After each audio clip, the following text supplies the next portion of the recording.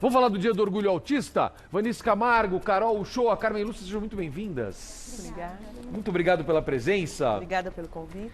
Eu que fico feliz demais de ter vocês aqui. Acho tão legal, acho que informação é o melhor elemento contra o preconceito, não tem outro. Eu acredito nisso e faço questão de bater esse papo. Olha, a Vanice Camargo é musicista, a Carol Show é pedagoga e a Carmen Lídia é psicóloga, certo? Quem que tem um filho autista? Eu. Quando você recebeu a notícia? Como foi? Fiquei sem chão. Perdeu o chão? Perdi o chão. Da saída do consultório até a minha casa, dentro do carro em silêncio, tentando absorver toda a informação que a neuropediatra tinha conversado com a gente. É um menino? É um menino, João Paulo. É o João Paulo, nome do meu irmão. O nome do meu irmão que faz aniversário agora no dia 24, porque nasceu no dia de São João. Beijo antecipado, João. Quanto tempo ele tinha? Ele estava com 2 anos, ia para 3 anos. Ia fazer 3 anos? É. E aí fechou o diagnóstico? Na verdade, quando ele entrou na escola, a gente já tinha uma desconfiança. Tá. Mas a gente estava focando mais na parte da audição, porque ele teve muita otite repetitiva e isso fez com que ele não tinha contato visual com a gente chamava, ele não virava o rosto, ele não se socializava com outras crianças. Então a gente focou mais nessa parte da audição. Vocês achavam que era um problema de audição, que ele não estava ouvindo os coleguinhas e aí... por isso que ele teve o atraso na fala e tudo mais. Então a gente... Que faz total sentido. Claro, poderia ser. E quando a gente colocou ele na escola, 3 meses depois a escola entrou em contato com a gente e falou, não, tem alguma coisa, vamos procurar especialistas. Tá. Aí nisso procuramos psicólogos, neuropediatra, terapeuta ocupacional, para tentar entender o que estava acontecendo. E na otorrino, a gente descobriu que ele realmente tinha líquido no ouvido, então ele não escutava, ele tinha só 20% de um lado e 50% do outro. De fato ele não escutava? Não, imagina você debaixo da água, Perfeito. Escutando. Claro. Então ele tinha isso e a pressão era muito grande no ouvido dele.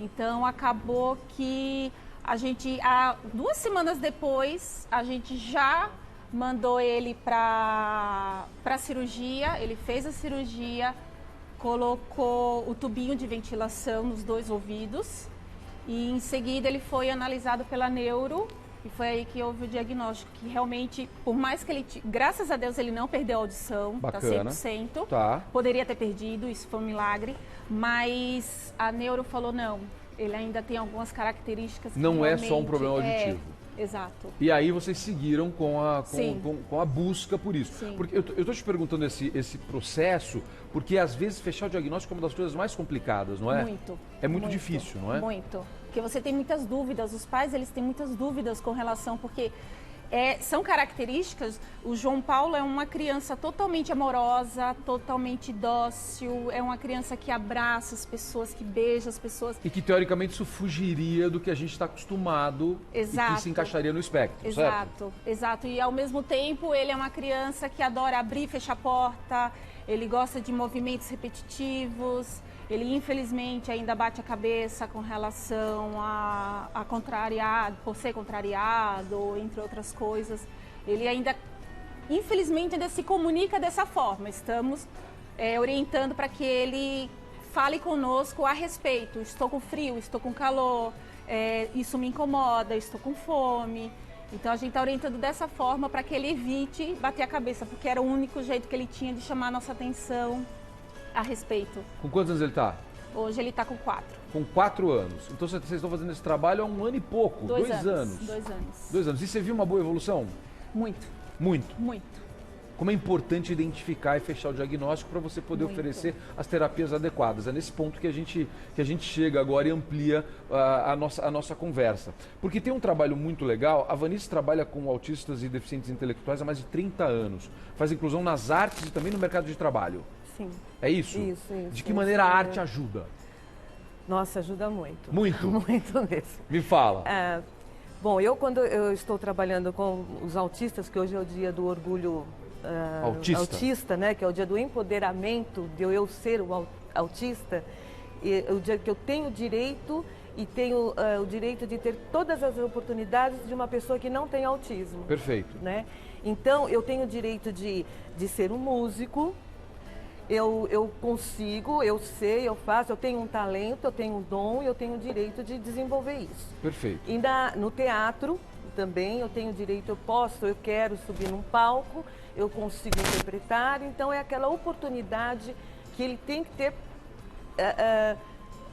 que pessoas que não têm autismo têm, né? E a música, né, que é a minha área, eu tenho assim tido resultados surpreendentes, né? Eu tenho descoberto talentos assim maravilhosos, né?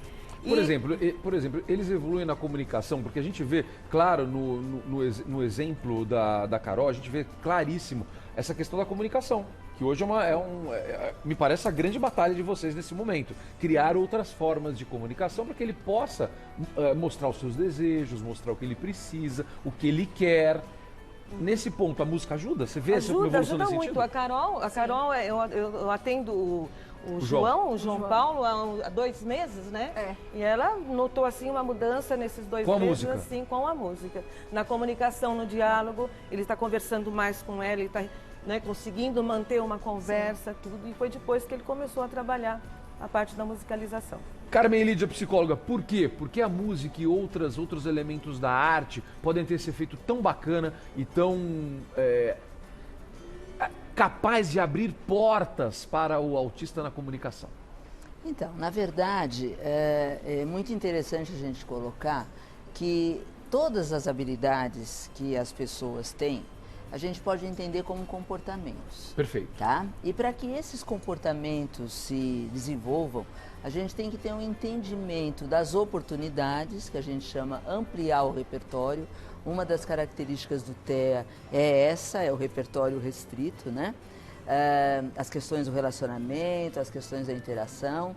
E uma das características do TEA, transtorno do espectro do autismo. Obrigado. Eu acho muito legal quando a gente explica para as pessoas, porque a gente vai usando os termos, e quanto mais a gente explica os termos, mais claro fica para todo mundo. Isso, é muito Obrigado, bacana, te agradeço. Muito bacana você ter apontado para isso, porque hoje nós chamamos de transtorno do espectro do autismo, porque você vai ter determinadas características que vão se manifestar em diversos níveis. Perfeito. Né? Então isso é um espectro. Perfeito. Entender esse espectro nos dá muita possibilidade de entender melhor esse processo. Foi um pouquinho do relato que ela falou. São algumas características que normalmente a gente sempre entenderia como características de uma criança, de um autista, que o filho dela não tem, por exemplo.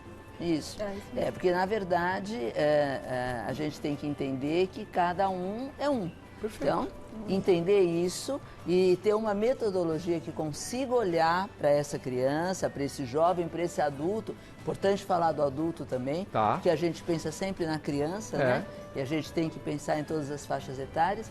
Você olhar para essa pessoa e poder ver como ajudar e como você vai ajudar. Você vai trabalhar com as habilidades, vai mensurar essas habilidades, vai expor a novas estimulações. E a questão da música, ela entra nesse contexto, tá? Como uma atividade a mais, como tantas outras, né? A gente entende que existem múltiplas inteligências e o fato de você ter oportunidades em várias frentes vai te dar muito mais oportunidade de desenvolvimento. Faz todo sentido, né? A gente tem aí um trabalho bem forte nisso, onde a gente sempre pensa no currículo funcional, pensa nos múltiplos talentos e pensa nos especialistas atuando junto. E a família, né? Porque nada como uma família unida, uma família que compatua dos mesmos ideais e que consegue entender como a sua criança aprende.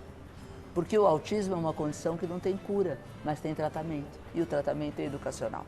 Tá? Educacional do ponto de vista não só da escola, educacional do ponto de vista da aprendizagem, de montar formas dessa criança poder adquirir habilidade, poder desenvolver repertório, né?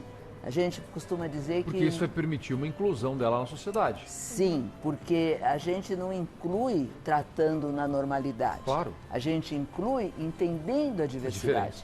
Por isso que aí o Dia do Orgulho Autista vem forte, porque essa pessoa, assim como todos nós, não temos que pagar para entrar na sociedade. A sociedade é de todos nós. É isso aí. Né? Quer dizer, compreender como isso funciona e compreender como eu posso ajudar o desenvolvimento de todas as pessoas, realmente é uma questão que tem que ser trabalhada. Porque muitas vezes as pessoas, não é mesmo, não têm uma proximidade, muitas vezes não tiveram oportunidade de conviver.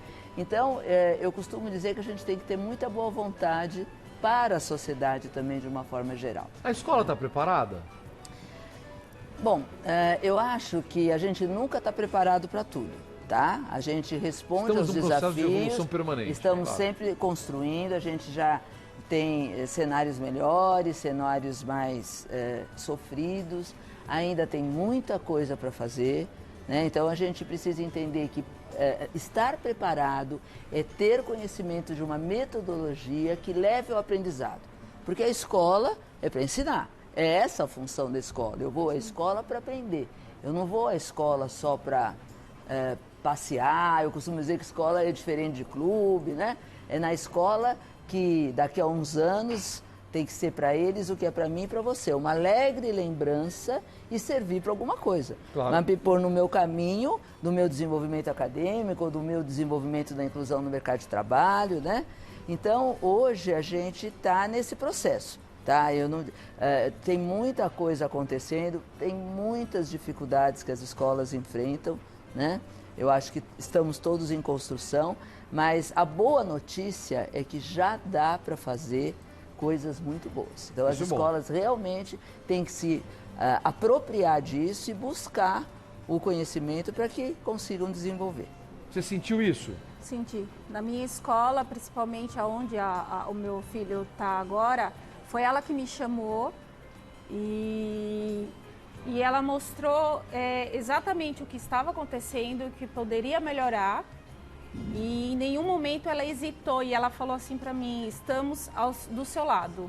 Que legal. Porque eu já vi relatos de gente que a escola literalmente negou e falou: não, esse menino não estuda nesse lugar. Não estamos preparados para. Exato. Então foi muito bacana, a escola foi fundamental. E isso porque a gente não tinha o diagnóstico do autismo ainda dele. Olha só. E ele poderia ser excluído e tudo mais, mas não, foi bem bacana. Foi exatamente o contrário. Foi exatamente a escola o contrário. trabalhou para esse processo de inclusão. Sim. E até hoje eles me apoiam por causa disso. É mesmo? Coisa boa, isso é um bom exemplo. Quero deixar claro para vocês que isso não é uma ação de merchandising, mas eu acho que quando é bom a gente tem que elogiar. Como é que chama a escola? Consa. Consa. Bom, tá aí, ó. Então um bom elogio à turma do Consa. Parabéns. Parabéns por essa iniciativa, que é bom a gente tem que elogiar aqui. A gente vê muito no cinema, e a gente vê quando a gente vê os relatos nos filmes, e até algumas informações que a gente recebe, que os autistas têm alguns dons especiais. É verdade isso? É verdade, assim como quem não é autista também tem dons especiais. Tá.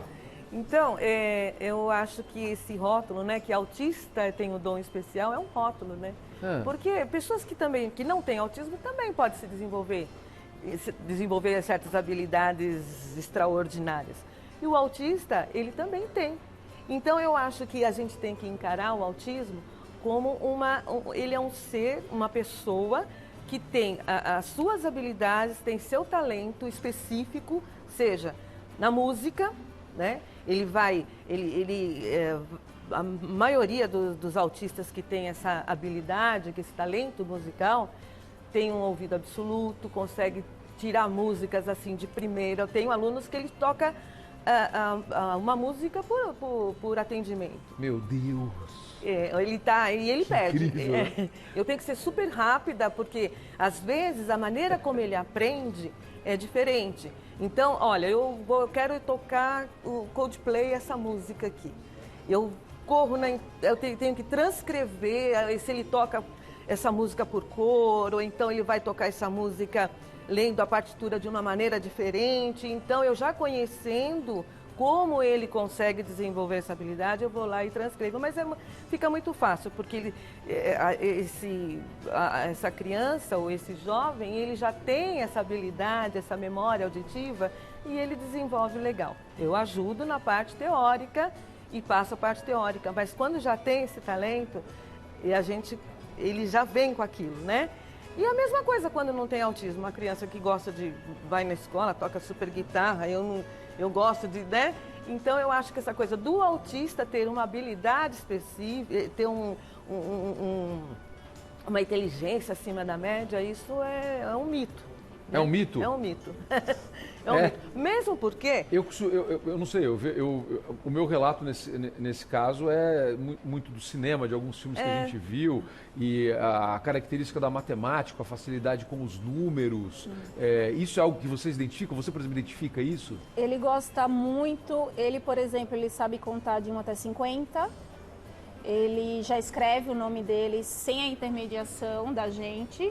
Ele vai lá e escreve sozinho. Outro dia ele estava pintando a casinha que eu estou construindo, ele fez um J gigantesco assim com a tinta e falou: mamãe, J de João. Que delícia. Então assim, ele consegue identificar muita coisa, ele mexe, hoje em dia a facilidade com relação à internet, ele tem acesso a isso, então ele entra, ele brinca.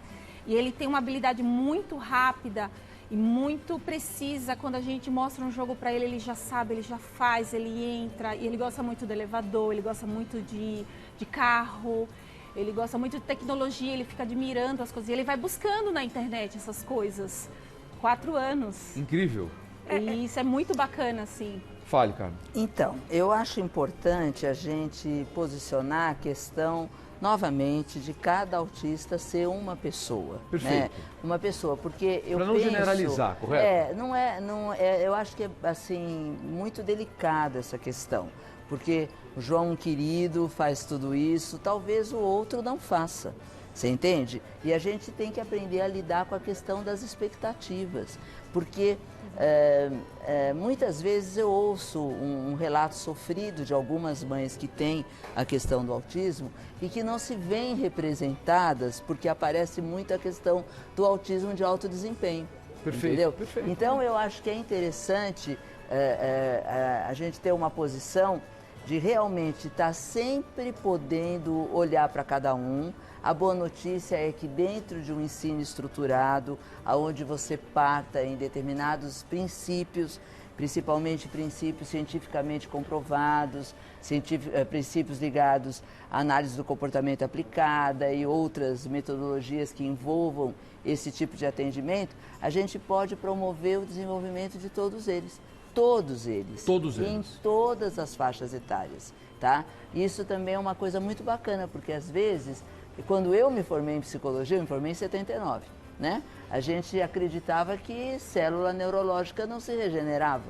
Era um conceito, é o paradigma da época. Hoje a gente já sabe que não. A gente já sabe que isso é um mito, tá? Que isso é uma coisa que, se você fizer um trabalho estruturado, você vai trabalhar em cima de formação de novas sinapses e vai ter essa possibilidade. E a educação hoje, a psicoeducação, a educação dentro das escolas, que realmente querem se construir dentro disso, é muito voltada para isso, tá? Para essa metodologia estruturada. Tem poucas escolas. A gente tem que saber que não basta só a boa vontade, né? Você tem que ter uma série de características para fazer um bom trabalho.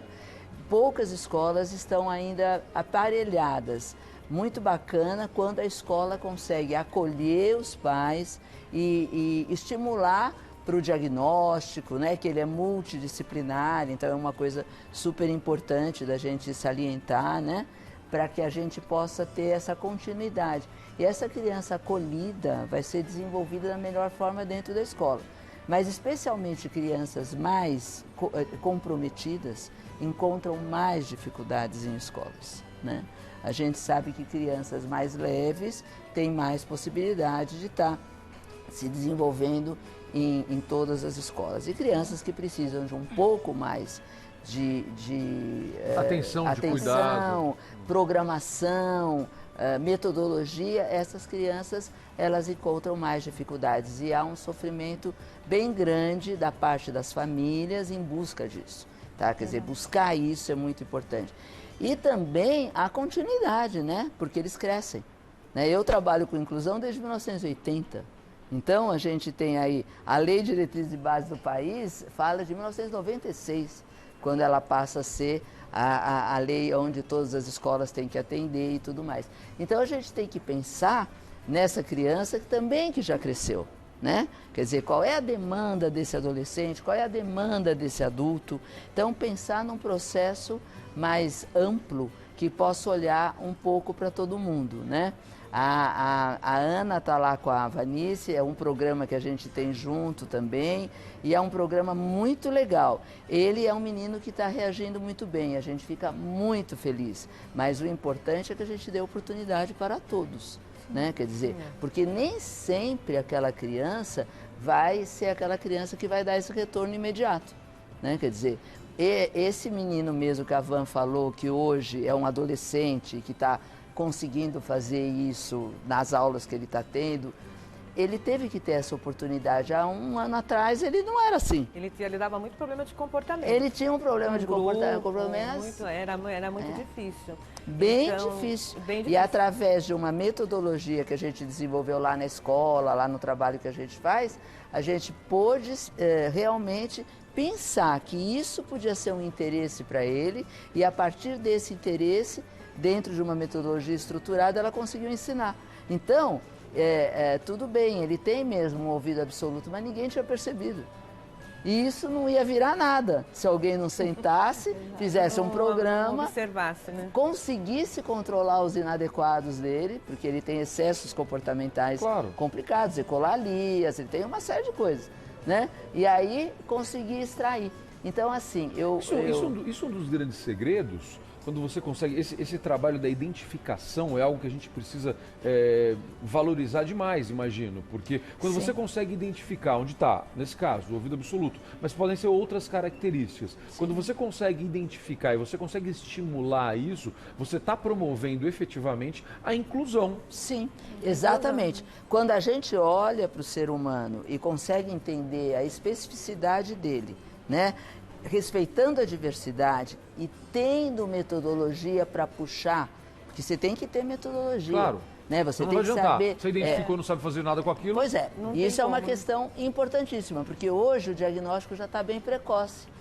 Bem bacana, melhorou, ele com 2 anos e meio, melhorou bem. Eu tô vendo crianças com diagnóstico com 1 ano e 8 meses, 2 anos. Isso é muito bom. Que isso, há pouquíssimo tempo, há 5 anos não tinha isso. Não, a evolução é muito rápida. Não, muito rápida. Verdade. Só que a gente tem que entender que de nada adianta um diagnóstico precoce se você não tem uma metodologia que consiga desenvolver aquela pessoa. Então, assim, nós estamos nesse processo, tá? Todos nós devemos estar olhando para a questão do espectro, do transtorno do espectro de autismo. Perfeito. Com um olhar muito, assim, aprimorado para aproveitar o que se tem hoje de informação. A informação é muita, mas informação direcionada. Né? De forma que todos esses talentos possam ser estimulados, né? E que a gente possa ter essa alegria de ouvir uma mãezinha dessa falando um relato gostoso desse. Porque tem que ser gostoso. É isso que a gente quer. Não é? A vida da gente tem que ser gostosa. Nossa, é muito gratificante. A gente está aqui para ser feliz, né? Exato. É muito gratificante quando você tem um relato desse, um relato de outras mães lá também da nossa instituição. É muito legal um menino que cresce, né? A gente desde pequeno, com toda uma equipe especializada, investindo no menino, nos talentos, né? Muito bacana. E depois você vê assim, com conquistas, nós temos conquistas assim muito bacanas. Porque a escola lá vai fazer 60 anos. 60 Meu Deus do céu. Foi fundada pela minha mãe em 1960. Meu Deus do céu, que coisa mais linda. Parabéns. Obrigada, eu sou diretora da minha escola desde que eu tenho 20 não é a anos de mesma idade. escola. Não é a mesma escola. Não é o Consa, é o Paulicéia. Não, entendi. Olha, eu quero agradecer demais a Vanice Camargo, que é musicista, a Carol Shoa, pedagoga, Carmen Lídia, psicóloga. Gente, obrigado. Obrigado pelo relato de vocês. Acho que a gente fez uma coisa muito bacana e acho que a gente está evoluindo. Eu vejo como uma clara evolução. Acho que a sociedade está aprendendo. Não é fácil mesmo, mas fazendo isso aqui a gente vai fazendo a nossa parte para que isso fique cada vez melhor. Obrigado. E o contato, obrigado posso você. Deixar o... Deve, é isso que eu quero. Vamos lá. Deixe seus contatos. O meu e-mail é vanicemusica@gmail.com. Tá. No Facebook, Vanice Camargo. Tá bom. Procura lá. E vocês aí. Por favor. Então, o meu Carmen Lídia Trunce Demarco, tá. No Facebook, nas redes sociais. E contato telefônico 2344-1282. Perfeito. Obrigado. Quer deixar algum contato? Se tem alguma coisa, você posta alguma coisa, você fala sobre isso nas redes sociais? Eu posto bastante coisa. Acho que ajuda as outras mães. Vai lá. Sim, porque o João Paulo ele faz uma terapia sensorial Então é bacana porque eu acabei fazendo um casulo, um balanço casulo para ele, um casulo sensorial, e acabei ajudando algumas outras mães a fazer isso. Parabéns. Então, conta aí. Bastante ludicidade. Então conta, como é que o pessoal acha isso nas redes sociais? Vamos lá, quais são as redes sociais? Eu tô como Carol Shoa, tá. Tanto no Facebook quanto no Instagram. E tá todas as postagens que eu faço com eles, desde a casinha ao balanço sensorial, a coisas que eu faço com que ele tenha o prazer de aprender. Obrigado. Gente, obrigado. Eu que agradeço. Adorei.